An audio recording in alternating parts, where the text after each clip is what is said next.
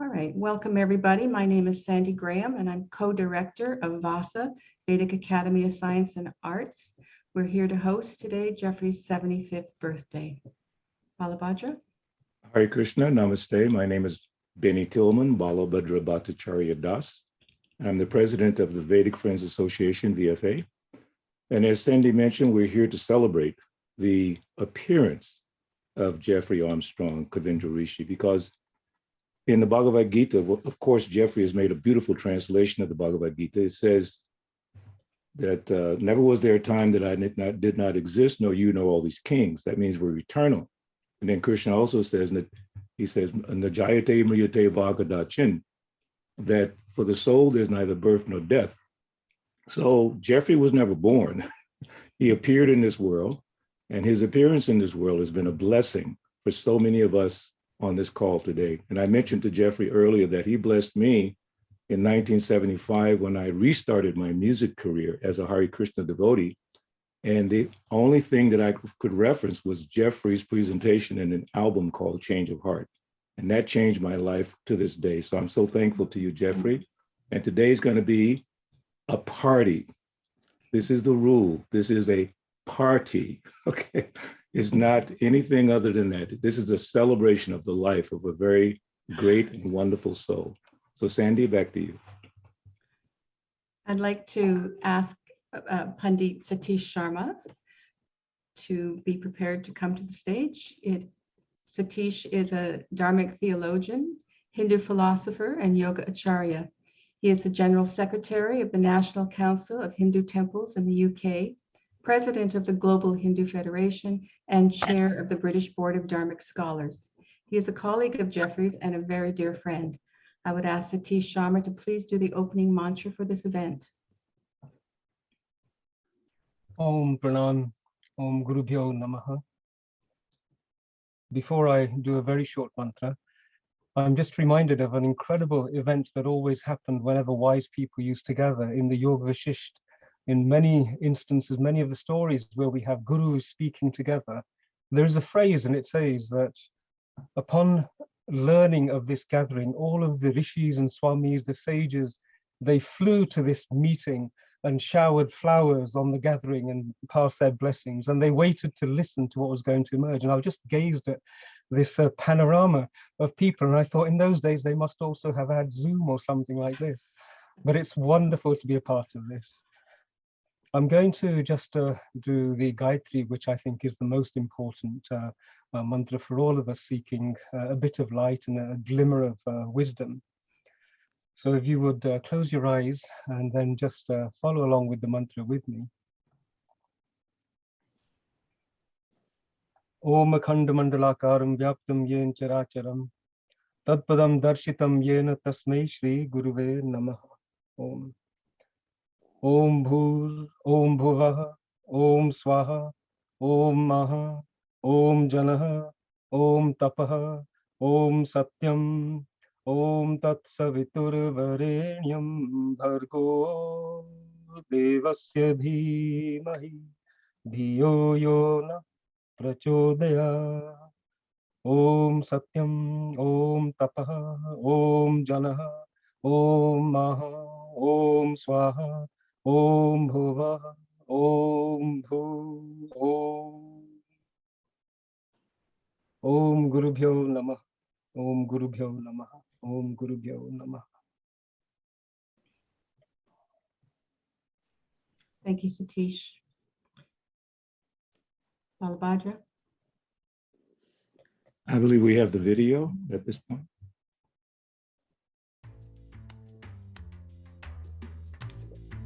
Hello, everybody. We created this video to give a brief glimpse of Jeffrey's life. It's a very short one, 5 minutes. Jeffrey was born in December 4th, 1946 in Detroit, Michigan, to a typical American family. He was a wrestling champion and finished several degrees in university before he went into the ashram. He's a fanatic poet. This is Jeffrey teaching in Santa Cruz, and he went on to a corporate career as a corporate speaker. This is one of his comedic characters called Saint Silicon. He was the world's first tech comedian. We've been very fortunate. At 50, Jeffrey left the corporate world and went out in the world and made a vow to only teach the Vedic knowledge. We've had the opportunity to travel all over the world teaching. And one of our highlights is when we were in London at the behest of Satish Sharma and Dharma Rising, speaking with Subramanian Swami at the House of Commons.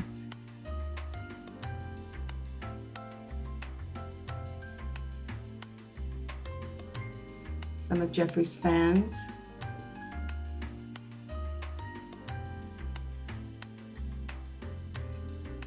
This is the group of the VFA, who are your sponsors today at the World Hindu Congress in, I believe that was in Chicago. We've had the good fortune as well to be in association with many gurus. We speak at their temples, visit their ashrams, learn from them, have their association.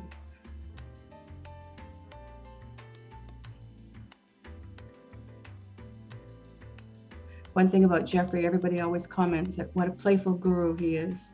And many of you, we never had a camera for so many years, so there are very many pictures that are missing. And we kind of scrambled to find what we could, but we're all here honoring a man that has touched thousands and thousands of people's lives. And we are all very grateful.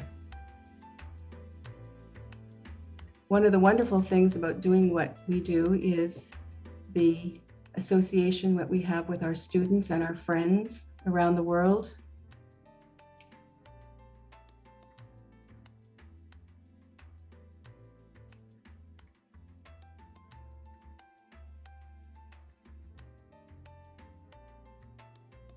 One of the things that is so valuable to us is the Vedic knowledge, and people from all over the world, there's 100 million yogis who want to know the Vedic knowledge.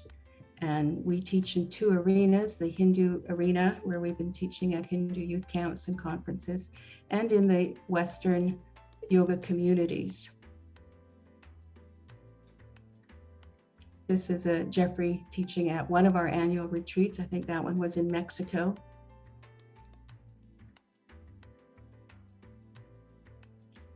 When COVID hit, we did a series of webinars called Wisdom Wednesday, where we invited many of our friends and academics and scholars to give a bigger perspective and help people not be so terrified of the COVID pandemic. And the word COVID was not allowed in that conversation. And it really was very inspiring how Jeffrey soothed the community.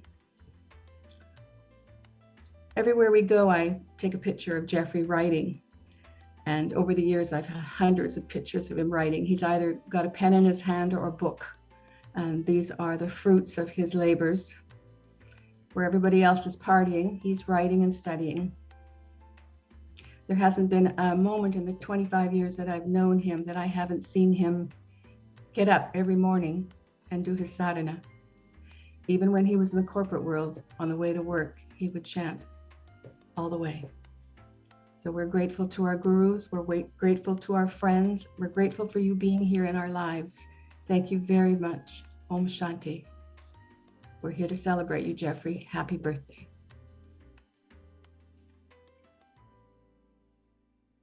So I'm going to invite our first guest speaker, a very dear friend, longtime associate of Jeffrey's. It's Dr. David Frawley, Pandit Vamnadev Shastri Padma Bhushan. Dr. David Frawley, Pandit Vamnadev Shastri, is a Vedic teacher, Veda Acharya, and author of 40 published books on yoga, Ayurveda, and Vedic studies, translated into 20 languages worldwide. He also writes on educational and civilizational concerns relative to India and Vedic culture. He is the founding chairman of the Vedic Friends Association, an organization dedicated to the mission of preserving, protecting, and promoting the principles and practices of the universal Dharma in all its dimensions. Dr. David Frawley Pandit Vamanadev Shastri is a Vedic teacher.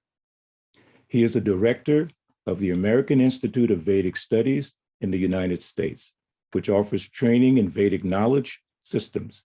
He frequently visits India and is associated with Vedic organizations worldwide.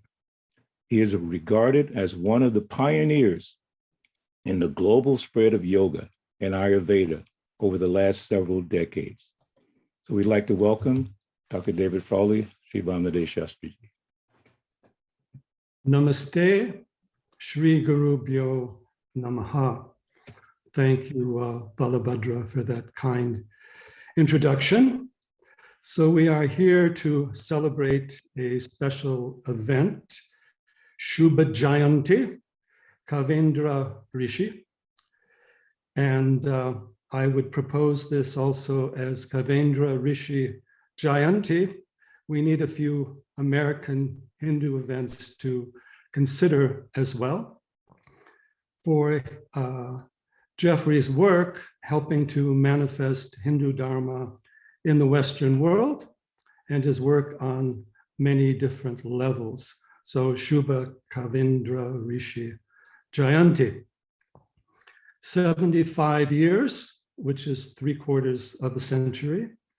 I took my 71st birthday a few months ago. So we are brothers and closely related in age and work at various levels. So I just wanted to quickly address a few areas of his contributions to the humanity and to the Sanatana Dharma overall. Kavindra Rishi is a master of poetry, the word, and language, which rishis are supposed to be. And he has contributed many in that area. His poems are extraordinary at many different levels.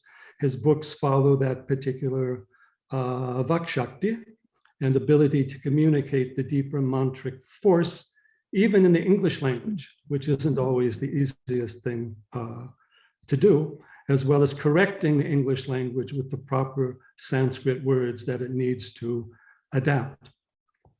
Now, secondly, I've also known him for a long time as the Jyotish Acharya of the Vedic astrology, who gives wonderful teachings, consultations, books in that area, and is able to bring that cosmic knowledge, cosmic light into our human communication, sharing with people at an individual basis, classes, and also communication.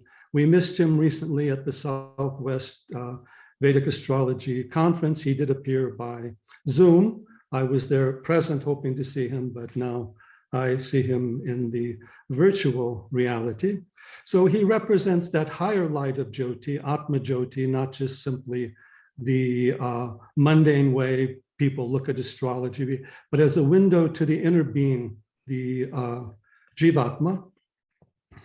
Then third, I want to recognize him as a Sanatana Dharma Pracharaka, a pracharak or teacher of the Sanatana Dharma, Hindu Dharma overall. And there are not many who can do this. Some people pick up a teaching here or there, sampradaya here or there, but he has the ability to address the tradition overall from its beginning and its depth, and also communicate that to the modern audience, not only in the United States, but worldwide and in India itself. We need more Sanatana Dharma Pracharakas, and he gives us a good model to follow.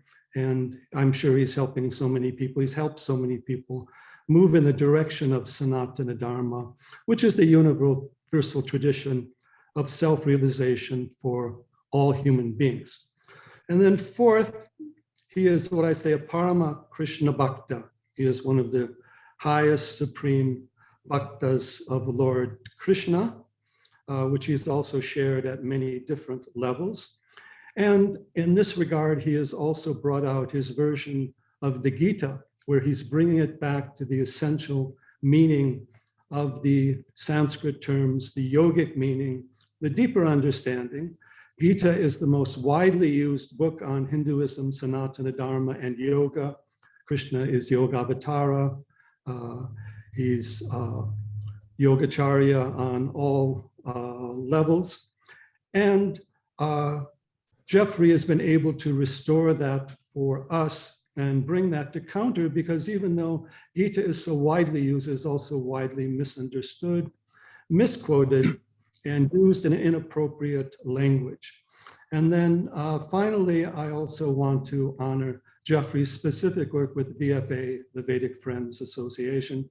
You can see what an inspiration he has been for that, and bringing its message throughout the United States, throughout North America, and being a role model at so many different levels for the Hindu community. So with those words, I want to again honor his birthday, Shubha Kavindra Jayanti, not just Jeffrey Armstrong's birthday. As Balabhadra said, we don't recognize birth or death. This is a manifestation in the physical reality of an immortal being with a deep wisdom, and he has been able to manifest quite a bit of that, regardless of the limitations of our world and society today. So with those few words, I will close my talk and move on to other speakers who can share more about this important event today. Shri Gurubhyo Namaha, Hari Om Tat Sat, Jai Shri Krishna, Jai Shri Ram. Whoa. I forget how much I miss this man and how much I love to hear him speak. Pranams, my dear friend. I want to also mention that David Frawley is a Padma Bhushan, as well as our next guest, Professor Ved P. Nanda. The Padma Bhushan is the third highest degree, third highest award that can be given to a distinguished service of a high order, and it's given without distinction of race, occupation, position, or gender. It's the highest, third highest civilian award. So our next guest is Professor Ved P. Nanda. Professor Nanda has been significantly involved in the global international law community throughout his career. He is a professor of international law at the University of Denver, Colorado. He is past president of the World Jurist Association and now its honorary president. Ved Nanda is the former honorary vice president of the American Society of International Law and now its counselor. He is also a member of the Advisory Council of the United States Institute of Human Rights. He was formerly the United States delegate and vice chair of the Executive Council of the World Federation of the UN in Geneva, and he served on the board of directors of the United Nations Association in the United States. We are most honored to welcome Ved Nanda, president of the HSS Hindu Swayam Sevak Sangha of America. Sadar Pranam, everyone, especially Kavindra Rishi ji and other Rishi who just spoke, Vamdev Shastri ji. Shastri ji talked about part of all that Kavindra Rishi ji has done. Words are inadequate in order to express my own deep gratitude to him for all that he has done and to Vamdev Shastri ji. But I need to recall that it was many years ago that a very good friend, Shri Narayan Chandak ji, talked with me and he said, "Do you know Jeffrey Armstrong?" And I mentioned to him that I heard him and I was totally mesmerized. And since then, I have heard him many times, and I know that what rishis do, he has done. He has touched many lives, he has guided many souls, and he has himself not simply been uplifted, but he has uplifted others who have come in contact with him.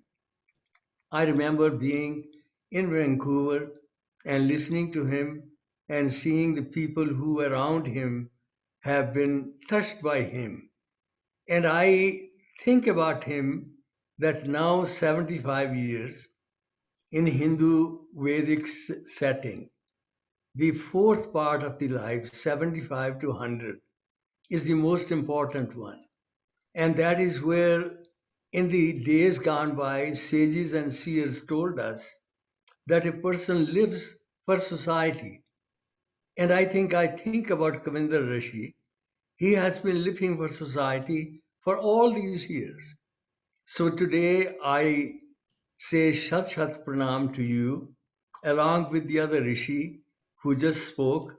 And I one time did Urdu, Adib Fazal. And in that one it says, Zinda raho tum hazar baras, or har baras ke din ho 10,000. So that's too long. So I would simply say that what we in Sanskrit say. So we simply say that 100 years is proper. And so Jivet Shraddha Pranam.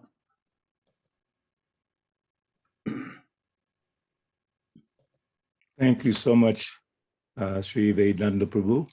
Very beautiful words spoken. And we're so proud to have your association. Now we're going to introduce the very first president of the Vedic Friends Association, His Grace Stephen Knapp, Shri Nanda Nandana Das. He's the founding president and co-chairman of the Vedic Friends Association, VFA. Stephen Knapp has studied the major Vedic texts of India and has authored more than 50 books. He has practiced yoga and has studied and taught Vedic teaching since 1971. He is a direct disciple of Srila A.C. Bhaktivedanta Swami Prabhupada. He has traveled throughout India many times over the past 4 decades. He has a collection of over 18,000 slides and images of the many holy places, temples, historical sites, and Vedic festivals. Please join with me in welcoming Sri Nandanandana Stephen Knapp. Hare Krishna. Namaste, namaste, Jeffrey G. Happy birthday, and glad to be in the company of so many other saints and sages and scholars, and you know, my friends like David Frawley, Ved Nanda, Balabhadra, Vijay Pallod, Nilesh Oak, and of course my old friend Shri Narayan Chandak, many of whom we've all would meet at different conferences throughout the years. And it was always nice to be in the company of them, and we would catch up on everything that we were doing. Unfortunately, due to circumstances in the world, things like that have changed a little bit and been minimized. So I was just thinking now, what other arrangement besides Jeffrey G's birthday, appearance day, would all of us come together like this? So this lends to the significance of what this occasion is, for so many of us that would only come together on conferences are coming together now.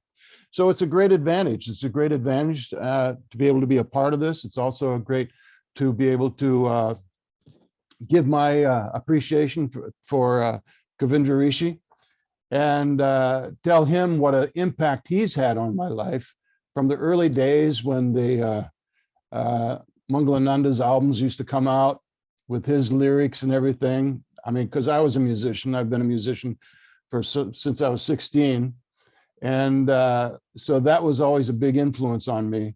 And I really loved that music. And so ever since then, even before I knew Jeffrey G personally, in a personal way, mostly through conferences and things like this, and the VFA, of course, he was still an influence on me years ago, many years ago, before he even knew who I was.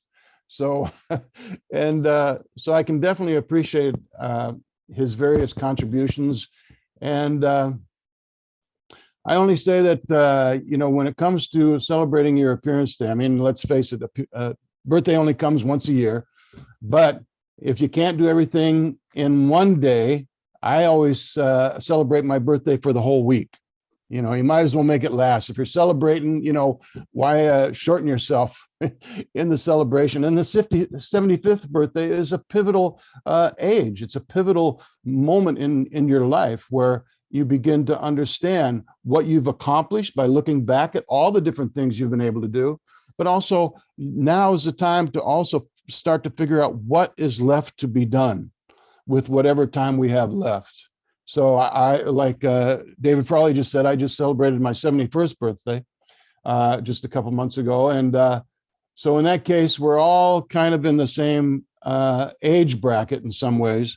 And so it's great. It's great that so many of us have been able to work together to help show the significance and explain the significance of Vedic culture and Vedic knowledge and the spiritual practices, which you've been able to do so eloquently, Jeffrey G. I mean, you're one of the best. So I can only say that it gives my heart strength to know that you're still out there, still working, still practicing your spirituality, still pushing on the information that so many people in society need to know about the advantages and benefits of Vedic culture. So all I can say is I hope you have many more birthdays in the future so that you can continue this work, and we can all help celebrate being proud of your activities and also proud of the unity that we show today in celebrating what Vedic culture has to offer, because this is also part of it. Celebrating your birthday is also part of celebrating the glories of what Vedic culture has done for all of us. So namaste, Jeffrey G. Thanks so much for all of your work and endeavors, and keep up the great work. I'm right behind you all the way. That was lovely, Stephen. Thank you so very much. Our next speaker is Thara Narasimhan. Thara has been in Houston for 40 years and involved in supporting all Sanatan Vedic Dharma activities. She joined the Voice of Sanatan Hinduism nearly 34 years ago and covers the Shri Meenakshi Temple and the Hindus of Greater Houston activities. Currently, she serves as president of the organization Hindus of Greater Houston. We're delighted to have a video message from Thara. Namaste, this is Thara Narasimhan from the Hindus of Greater Houston. I want to wish you a very, very happy birthday, Kavindra Rishi ji. You have offered us such a beautiful book recently, which is the Bhagavad Gita Comes Alive. And I would like to recite one verse that reflects on your life that brings to me a kind of a thinking that the manifestation of Lord Krishna comes periodically even now. Yada yada hi dharmasya glanir bharata abhyuktanam adharmasya tadatmanam srijamyaham paritranaya sadhunam vinashaya cha dushkritam dharma samsthapanarthaya sambhavami yuge yuge. You know, I feel it reminds me periodically that people like you who have offered your life and dedicated yourself for Sanatan Dharma, Vedic Dharma to be spread and also understood by many, you have contributed so much for us, and I wish you all the best, good health, happiness, and also for a long time to serve the humanity that needs you now. Thank you very much and wishing you all the very best. Very, very beautiful, Taraji. Thank you so much. And now we'd like to welcome to speak for a few minutes, His Grace, Vijay Pallowed. Vijay Pallowed is active with Hindu community over 3 decades. He is very passionate about media work. He has been working with Interfaith Ministry of Greater Houston. His family is busy in raising funds to build the first Hindu camp site in the USA. He's a board member of the Vedic Friends Association and a very dear friend. So we welcome Vijay Pallowed. Namaste. A few years ago, Jeffrey G and myself were in Ahmedabad, and we could not attend the press conference. After the press conference was over, a journalist would like to speak to, was looking for a spicy news. I said, you need to meet Jeffrey Armstrong. Next day, when I saw the Times of India, Jeffrey G's picture was on the front page. So this is the kind of influence he has on unknown people, because this gentleman didn't know anything about Jeffrey G, and he covers him on the front page. And that has happened to many of us. lately, on every Sunday, the TV show comes in India known as Chitti. This TV program has become very, very popular. If any one of you have not seen this program, please do so, because I do watch every week, and he covers very important subjects. It's around 20 minutes and no longer than that. And I wish Jeffrey ji all the best. And I'm so proud that I'm inspired by both Jeffrey ji and Sandi ji for more than 25 years. Dhanyavad.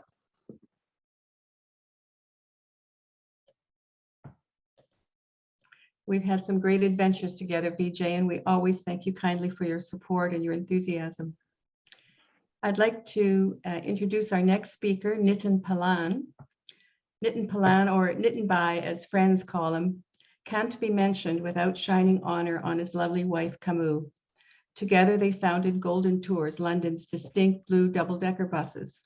They also spend a lot of time working with the poorest in India through their Palan Foundation. The Bhagavad Gita Comes Alive was also a recipient of funding from the Palan Foundation. Nitin has served as a trustee to London's iconic BAP Swami Narayan Mandir since 2003. Some of Nitin's pioneering projects include the funding of the annual Diwali festival in London in 2001. This event attracts over 35,000 people to Trafalgar Square. Nitin is currently in a remote village in India, so he is sending his message via video. Please welcome Nitin Palan. Happy birthday, Jeffrey Bhai. Jeffrey Ji, how are you? I'm sitting in India and I'm sorry I couldn't be with you today. I just want to say this to you, which I never say to you. And I said thank you to loads and loads of time. But I think this is the right time to say to you, I think you and Sandi come from different planet. It must be. Because the kind of sacrifices that you made for the Hindu community, in fact, community at large, is nothing less than ginormous. It is incredible to find and to be friends with someone like you, and to be guided by someone with your capacity and your attitude, humble attitude, to continue to serve. I would like to say that perhaps you should take some time off, but I won't, because I'm greedy and selfish. I hope and pray you'll continue to serve with the same vigor as you always done. Loads of love, loads of prayers. Namaste, Jai Swaminarayan, Jai Shri Krishna. Jai Swami Narayan. Jai Swami Narayan, indeed. For those of you who don't know that organization, they have the world's largest temple in the world, and it's called Akshardham in Delhi. And they have been building beautiful temples around the world. Now, I don't know if they still hold that title. Do they, Balabhadra? Is there a newer one? You're muted. Unmute. Can you repeat? There's a temple being built in West Bengal that's supposed to be the largest, but it's not finished. So they still hold that title.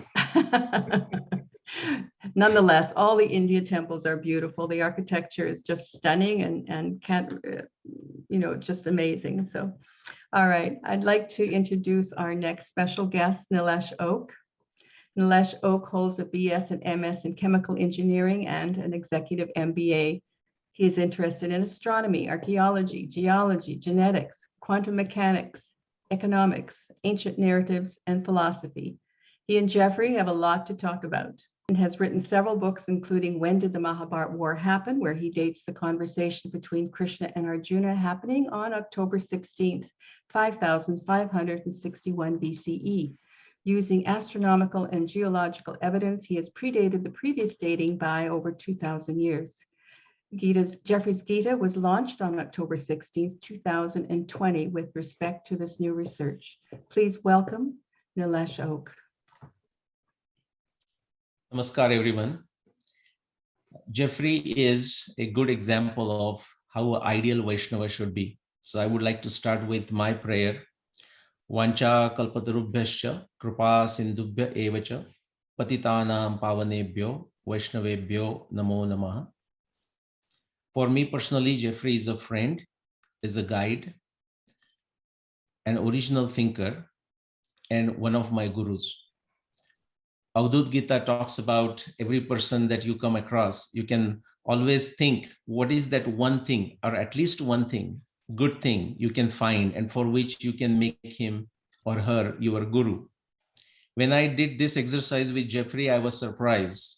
In fact, I had so many numerous things to learn from him.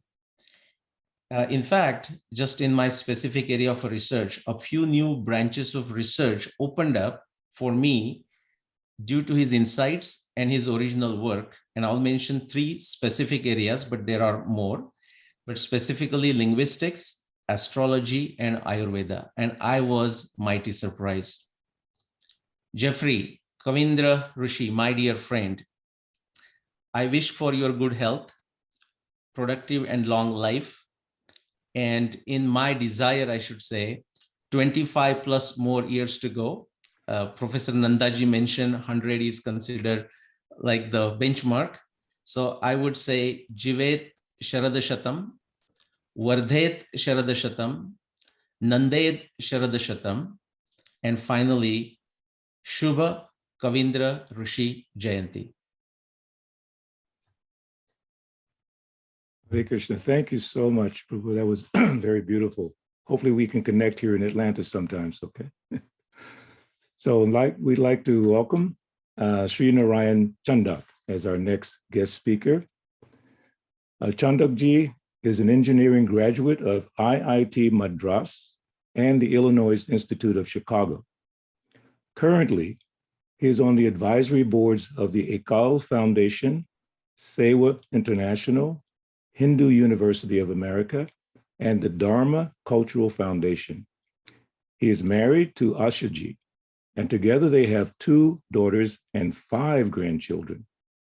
Please welcome Sri Narayan Chandak, the regional president of the Midwest region of the HSS Hindu Samsak Sevak Sangha.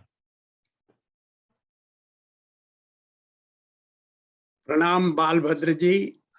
Thank you for giving me this opportunity. So many distinguished people have spoken. It's amazing, and it's a great fortune for me to be sitting here and listening to all these great people who have contributed so much to the society, and they all have spoken so well and honored my dear friend Jeffrey ji, and for my wife Asha ji and for myself. It has been a blessing for life that we have known Jeffrey ji and Sandi ji for the last 2 decades or more.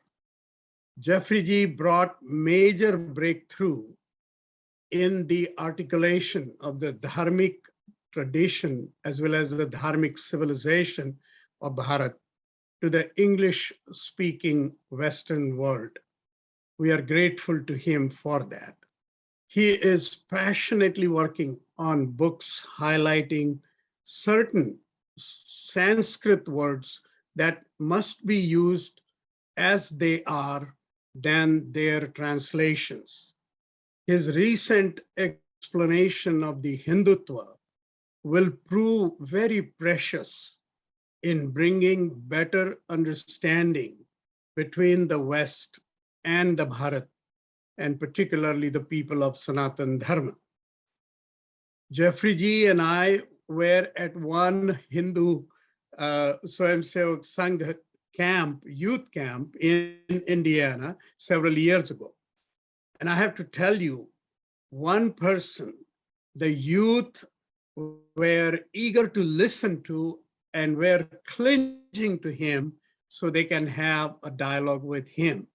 So Krishna, he is the akarshan, he is the attraction, needless to say that. And the Hindus all over the world admire his profound commitment to the Sanatan Dharma.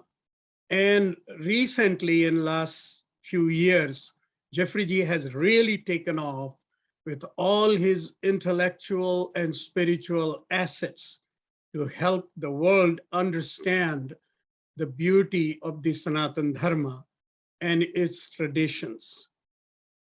And so on his 75th birthday, we pray for his long, healthy, and happy life. Jai Shri Ram.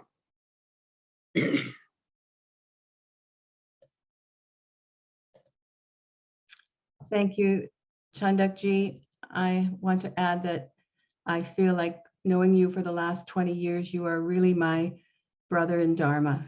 I'm so grateful to have you, and I've taken your counsel many times. So thank you so very much. And we too hope to be serving for another 25 years. All right, our next guest is Pete McCormick. Pete McCormick is a Canadian author, filmmaker, screenwriter, musician, and a dear student and friend of Jeffrey's for almost 20 years. Pete is best known for directing the Academy Award shortlisted documentary, Facing Ali. He is the creator of the HBO Canada TV documentary series, Sports on Fire. McCormick wrote and co-directed the award-winning documentary, Uganda Rising, about the plight of the people of Northern Uganda. It's a very difficult film to watch, but one that we must see. The film was narrated by Academy Award winner Kevin Spacey. In 2007, McCormick wrote and co-directed the 25-minute Pierce Bronson narrated short film, Hope in the Time of AIDS for UNICEF. Pete learned many of the Vedic mantras while he was a student of Jeffrey and was the chant leader for many years when Jeffrey held satsang. Please welcome Pete McCormick. Happy birthday, Kavindra ji. Jai Guru. First of all, I want to say Jeffrey G knows this so well, but Sandy's devotion is so profound. I've heard recently she's working up to half an hour a day for Jeffrey's word to get out there. So good on that half an hour a day, Sandy G. So helpful. It's such a blessing to be here. I feel very honored to be here, and I'll just keep it really short in amongst this esteemed crowd. I just want to say, Jeffrey G, in this, and I, first of all, I want to make sure I wish you health for the next 25 years as well, before I forget that, because I know you don't plan to retire anytime soon.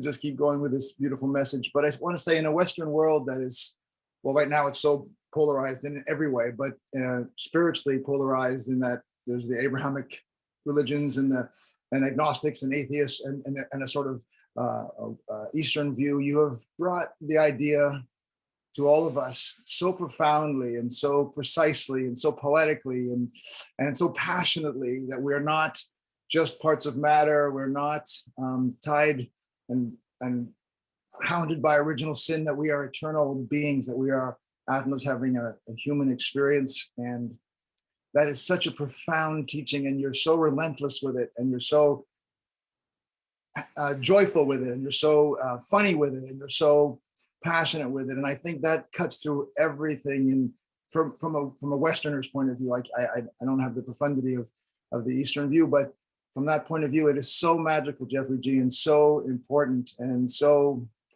it's such a gift to all of us to remember that we're all those things. We're eternal beings, not all those other things that trap us. And that is such a deep, you've just done it, and of course brought that message from your gurus and from their gurus, not to forget the gurus, but you've done it with in such a unique and magical way, and it's a gift to all of us. And I remember it in my highest moments, and I remember it in my lowest moments, and I send you my love for that and of course for your great friendship to me over the years and all the great books you've done. But thank you for that gift of reminding us who we are. It is everything. And happy birthday, of course. Thank you, Pete. It's lovely seeing you. We don't see enough of you. I know. Our next guest is another dear friend of Jeffrey, Richard Raisler. Richard Raisler is a serious world travel writer, an engineer and an architect with a fine arts degree. He is currently an international consultant on the arts and social issues. He's the founder of TrueHueNews.com and a board member of the World Affairs Council. He has consulted with the governments of Scandinavia on prison reform and has been involved with diplomatic missions to China and the Czech Republic. Richard is a close personal friend to Jeffrey and a fellow truth seeker. I can assure you, conversations are never dull around these two. Please welcome Richard Raisler. Namaste. Congratulations, my dear friend Jeffrey, on reaching this notable milestone of 75 years. You realize, of course, that you have already lived 56 years longer than King Tut, which is important.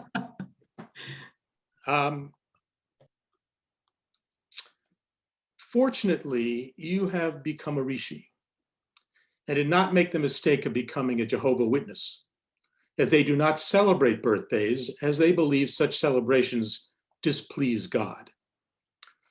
Perhaps you know the custom of celebrating birthdays originated with the belief that on a person's birthday, evil spirits and influences have the opportunity to attack the celebrants, and that the presence of friends and the expression of good wishes helped to protect the celebrant. It is for this reason all your friends are gathered here today to protect you. Jeffrey, we have walked many roads together over the years and have explored worlds with great curiosity. We have even thrown axes together without having any axes to grind. I see you as one of the very few that hold the torch of truth, and also as someone who does not waver in the face of adversity. Like me, you are a lover of words and know how to wield the sword of words with great care. It is an honor to know you and to have the opportunity to celebrate this great day together with you, my good friend. Best wishes, Jeffrey, on this important day.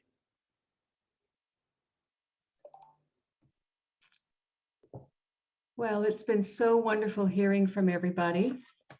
I'd like to ask Satish Sharma to come back on for a moment. Pranam, everybody, and Jai Shri Ram.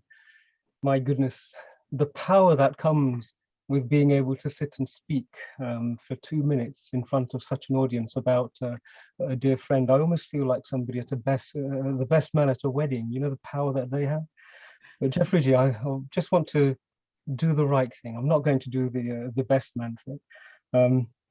You know, sadhana is tough at the best of times.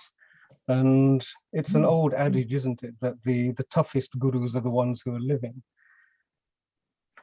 Tap is very, very difficult. But I was thinking there can't be many sadhanas, there can't be much tapasya, which is harder for a jivatma to choose than to incarnate in this particular model that you have chosen, and then to try and please and satisfy probably one of the toughest crowds in the old guru game. You know, we Hindus, we're not an easy bunch to be able to please.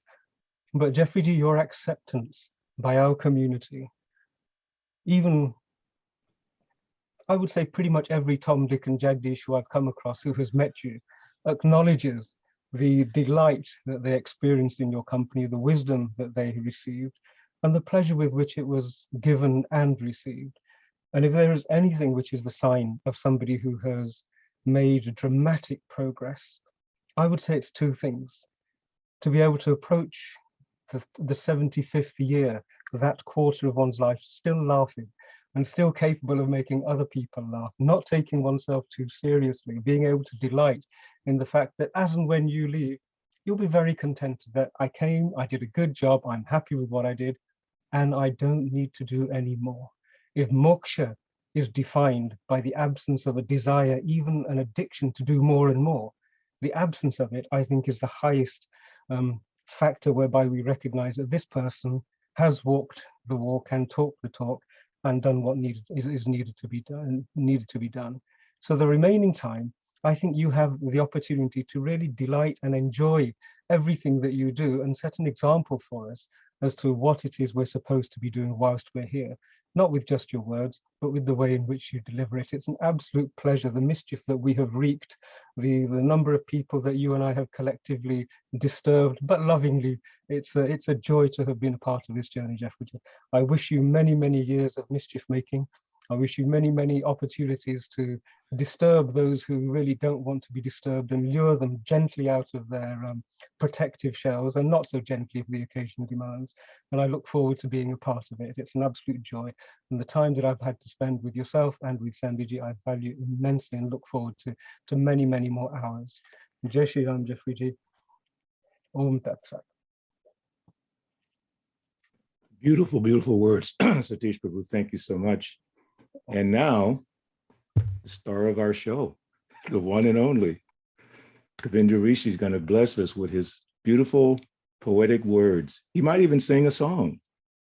O Govinda within my heart, celestial herdsman, lotus-eyed one. For you, Jeffrey, go ahead. I'm seldom speechless. This isn't a birthday party, this is an intervention. I was thinking as you were all talking, first of all, I'm such immense gratitude to have you all in one place. I didn't know quite what it would feel like. In a sense, I couldn't imagine it, but there's no magnitude to the joy and ecstatic feeling that you have generated in me. So I'll just spend the next few minutes trying to share with you what I hope will be a gift for you in return of the goals that Sandi and I have set for the next decade of what we're trying to do.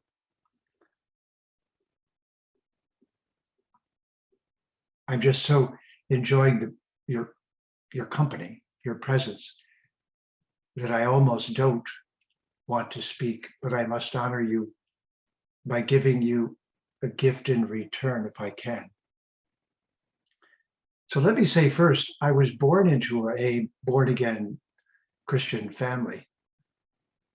And by the age of 23, I was a born again and again and again and again and again Hindu.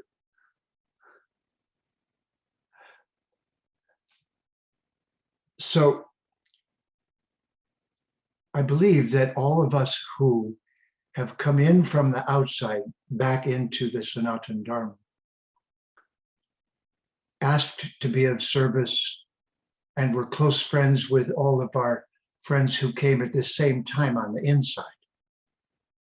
This coming together that we're doing is truly historic, even in the Vedic sense.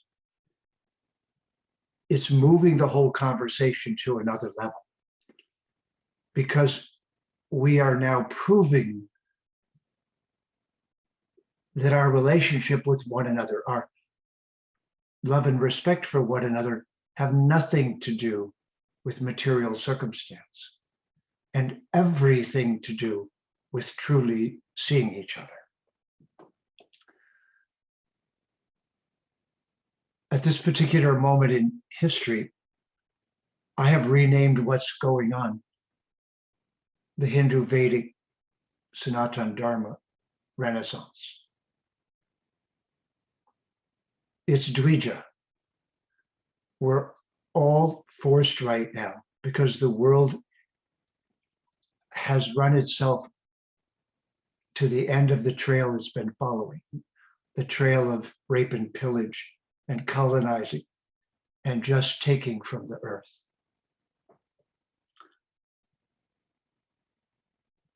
For many years now, I've been chanting a mantra to Mata Bhumi.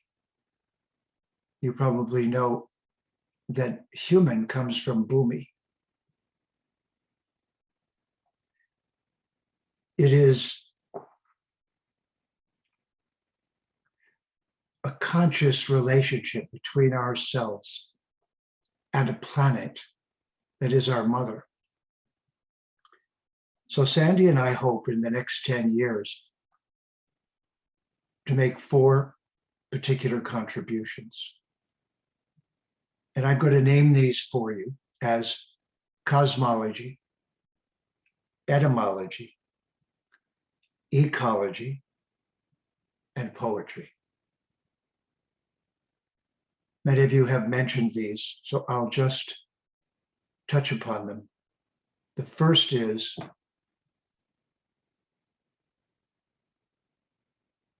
Jyotish, Vedic astrology, is the light of Brahman descending down into the realm of matter.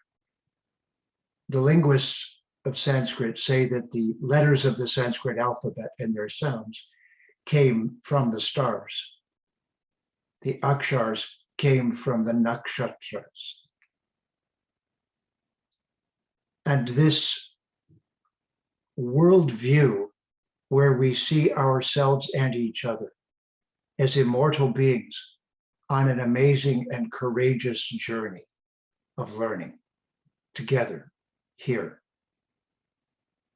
in the university. We are all here to learn. When I woke up, when I started to wake up at age 13, one night I went to a carnival. It was somehow a symbol of reincarnation, of going on the circle again, getting back on the merry-go-round, the not so merry-go-round. I came home, sat down, and wrote a poem. It said, life is like a carnival filled with dirty little men grubbing for pennies, offering cheap thrills to stupid people who lead empty, meaningless lives. And when I look in the mirror, I see not one person, but two, and I wonder which one is really me. That was my wake up at 13. At 23, 10 years later, I found my guru. You see, Bhaktivedanta Swami Prabhupada, and went into his ashram to understand now who we really are and to retrieve my identity from the meaningless one lifetime worldview to the world that looks at all living entities with honor and respect. Jyotish and Ayurveda are the sciences of that individual journey over unlimited vistas of time as we all progress through this learning process until we matriculate from this university and achieve moksha. It is reducing these messages to a simple, easy to understand and explain worldview and perspective that makes them available to everyone. The distress of our world is what led me on my journey of looking for who I really was, and then who we really are. And we're at a new point in that, which is the next subject, etymology. What I saw was that language is the key, because I learned Sanskrit from a professor of Sanskrit who had memorized the 4,000 grammatical rules of Sanskrit, Ramanath Sharma. And from him, I grasped that the clarity of Sanskrit is the sustained true signal that has been passing through time without being disrupted because of the four departments: etymology, phonetics, grammar, and poetry. For brevity, I'm not saying the Sanskrit and going into detail, but etymology is the secret. It is the roots of words leading back to the Sanskrit. And all of the other languages have just deviated somewhat from that, or widely from that. So at this moment in history, it's very important we learn Sanskrit words and use them regularly so that everyone on the planet starts to get a new vocabulary. Just add them to the conversation. till there's 100 or 200 of them in circulation. In the previous Renaissance, it was a couple thousand Latin words that were dumped into English that made it able to do science and be intelligent. So this is the second. The first, cosmology, gives us a worldview that is Mahatma. The second, etymology, allows us to reprogram ourselves and everyone with the correct articulation of the necessary language that shows us our true universal nature, our true immortal nature. It is actually a vocabulary. So we can reprogram the situation. The third is ecology. You may know there are 6 Veda Angas: Jyotish, Shiksha, Yakarina, Nirukta, Chandas, and then Kalpa, rituals. It took me a long time to understand what had happened. By calling the Agnihotra Yagya pagan confused idol worship,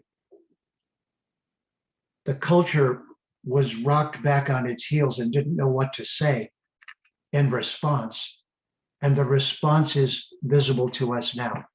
The Kalpa term, the rituals that were performed, are part of what's known as ecology. The Vedic civilization is the originator, and all indigenous societies reflected this by also practicing it. Any culture that knew what they were doing harmonized with Mata Bhumi in their locale, in their region. And rituals means ritualized behavior. Rituals means science. But science is not for greed, and that's what it is right now. As the handmaiden of exploitation and colonization, ecology is our cooperative relationship with Dharma, with the laws of nature. And so what we are watching is the fail of democracy, which, if we had time to talk about it, came from the Iroquois First Nations on the east coast of the United States. But the point is that ecology is the Vedic Dharma, and a democracy is one step short of what it really should be, and that is a dharmocracy. A dharmocracy is when we all cooperate together to use everything in life in a sustainable way so that there is a future for our children, and so that we cooperate with Mata Bhumi, with the laws of nature. And lastly, this brings us to poetry. The easiest thing to forget is that the Vedic library is all poetry.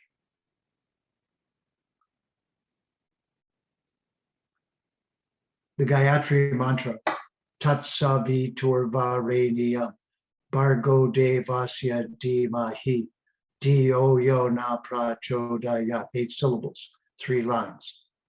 The Bhagavad Gita, Bahu Nam Janma Nam Ante Jnana Van Mam Prapadyate Vasudeva Sarvam Iti Samahatma Sudurlabha, 8 syllables, 4 lines. Isopanishad, Isha Vasyamidam Sarvam Yatkincha Jagatyam Jagat Chenatyaktena Bunjita Magrida Kasya Siddhana, 8 syllables, 4 lines.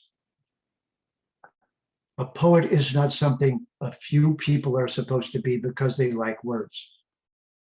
The Veda teaches us that poetry is how we remember truth, and that the basis of truth is to understand this incredible journey that we're on, and to understand through the Sanskrit language and not forget, to always remember and never forget who we really are. And that applies then to how we live upon the world. My acharya of this right now is Vandana Shiva. We must have the right relationship to the soil.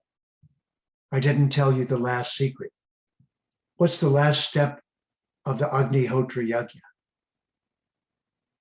Until just a few years ago, I didn't know. We've forgotten. It's the ashes are put back in the garden.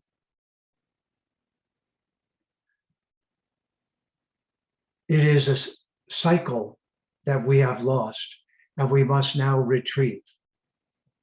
These four subjects, your cosmology, your etymology, your ecology, and your poetry, are what VASA is dedicated to bringing with clarity to the world, removing this obscurantism and this chaos that's been created by the colonial era, changing us from greedy humans fighting to get the last few drops of pleasure from the planet before it's destroyed. We're in the midst of a revolution, of a renaissance. It's a turning around. Yoga's chit advertising nirodha. Yoga's chit vritti nirodha is yoga's chit advertising nirodha. Yoga is removing the advertisings and being truth tellers and living harmoniously with the earth, where everyone is poetic, where everyone respects one another and the planet and cooperates with one another. It is lokasamgraha. It is holding the world together. My beloved partner, Sandi, and I have dedicated the last 25 years of our life to doing this with every breath and every minute of every day. And we are so honored, I am so honored that you would assemble together in a Sangha of this magnitude, for I will never forget this. And from 75 to 100, I believe you could have some difficult moments. In my difficult moments, I will remember you and this, and your smiling and determined faces, and your kindness and your love, and that you and all are my family. I will remember this and never forget this. And this is the secret of yoga. Always remember and never forget. I want to share a moment with you from Winston Churchill, a person who's not my hero. But the worst players sometimes just have a moment. And Winston Churchill, in his 80s, was called back to the boarding school that he was in when he was a child, where he was fat, overweight, tortured and bullied, and stuttered terribly until he put marbles in his mouth so he could speak. And there's a lesson in this. At 80-something, he was invited back to that school. He got up on stage with his walking stick and his vest. This is not my favorite Englishman, remember. But this moment was brilliant. He stood in front of the audience for a full 2 minutes saying nothing. And then he said, because I was a trained public speaker, this is known as the world's shortest public address. He said 9 words. Never give up. Never, never, never, never. Always remember and never forget. But one more thing. The Vedic culture teaches us the endless ecstatic love that this entire experience is based upon. Jai Shri Krishna, Jai Sita Ram, Jai Bhagavan, Jai to all the sadhus and gurus who have inspired us. Jai to the darshan and association of sadhus like yourself. I am so enriched and ecstatic, I can barely speak. And my dear partner, Sandi, has just worked relentlessly, as she does always, day and night for the last 2 weeks to make this possible. I think once you're getting well known as a teacher, an event is scheduled, so you learn humility in a way that you will never forget it. Thank you, my beloved friends. Thank you, thank you, thank you. And with that, I hand the microphone back. Hare Krishna, Kavindra Prabhu. So very quickly, I just want to say that, of course, you and I and Shri Nanda, we have the great fortune of having Diksha, initiation from His Divine Grace A.C. Bhaktivedanta Swami Srila Prabhupada, who passed away from this world in November 14th of 1977. But on behalf of our Guru, I want to say that I feel, and this is my heart speaking to you, that Prabhupada would be very, very, very proud of you, because the people who are on this call today represent a very broad spectrum of Vedic understanding, Vedic dedication, sadhana, so many wonderful things. And they're all speaking beautiful, heartfelt words about a dear disciple of Srila Prabhupada. So as your god brother, and in our tradition, we say, senior god brother, senior god sister, you are my senior god brother. And I am so honored to be in your association, and thank you so much. And thank you to all the wonderful speakers who took time today to glorify my dear god brother, Kavindra Rishi Prabhu. And especially want to thank the technical staff that made all this possible. That's Parker Prabhu, or Parker G, and Ethan. But above all, as you just pointed out, our dear Sandi Ji, you have done a spectacular job of keeping us all together. The problem with sadhus, there's a phrase, KISS. I don't say what that means in the normal sense. It's called keep it simple sadhus, because sadhus can make it very complicated, but you having someone like Sandi to keep your energy, your intelligence, your creativity in a certain direction is a great benefit. So Sandi, you're a benefit to all of us because you're helping to bring Jeffrey to the world. Kavindra Rishi Prabhu. So with that, I'll turn it back over to Sandi Ji. Hare Krishna. Hare Krishna. Benny, thank you so much. It's a pleasure. I have to say, 25 years ago when I met Jeffrey, it wasn't hard to dedicate my life to it. He's not my first guru that I have served. And when I look for somebody, I look for truth and integrity. And 25 years later, I can still say the same thing about this man. And as long as I'm always learning from him, he will be in my life. I tease him to say, once I learn it all, I'm leaving. I'm going to find another guru. But he's always surprising me, and he's always surprising his students. So I thank all of our esteemed guests on behalf of VASA. I was thrilled that you accepted our invitation. I know we had to limit the number and limit your time, and we could listen to all of you speak for hours on end. So pranams, thank you so very much. For those of you that have to go, I know our speakers are on a time schedule. Thank you very much. We're sending everybody who registered on our website, jeffreyarmstrong.com, a copy of Jeffrey's recent book, My Life Has Been a Poem. If you haven't signed up on our website, please do, and I'll put it in an email to you today. And for our speakers that have to go, thank you so very much. And for those of you who want to stay on for a few moments and say something to Jeffrey, I'll stay on, and we can do this off the record, so to speak.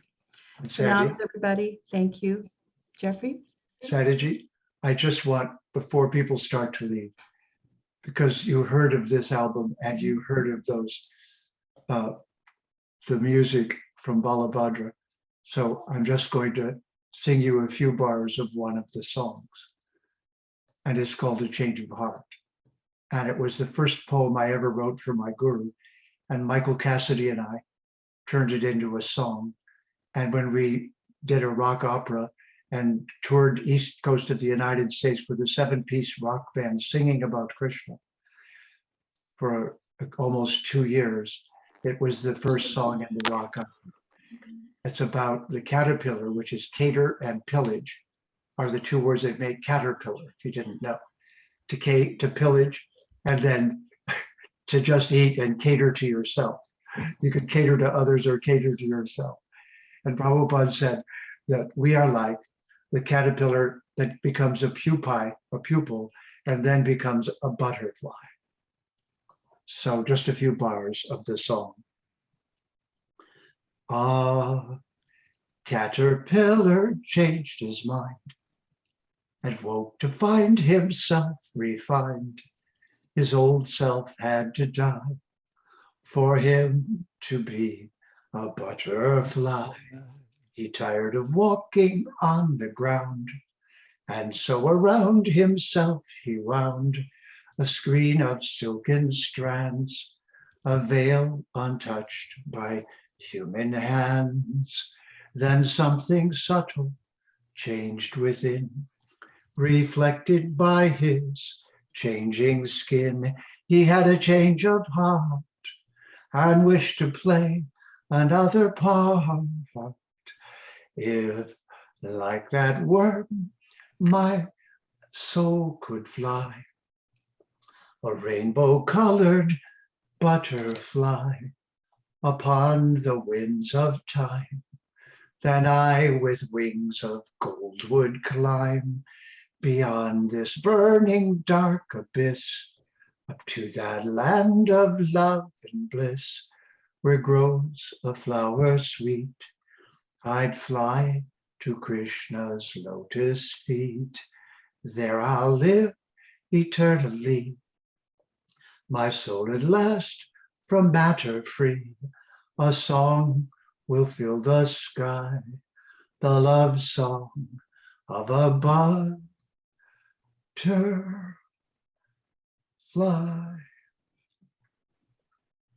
Thank you all. Thank you, Jeffrey G. May this love and joy live in your heart forever, as it will certainly live in mine. May you always remember and never forget. May you shine your light in the world, and may the whole world see that, learn to love, learn truth, and become benefited by it. Thank you so much. Namaste. Very cool. Hare Krishna, Prabhu. Hare Krishna.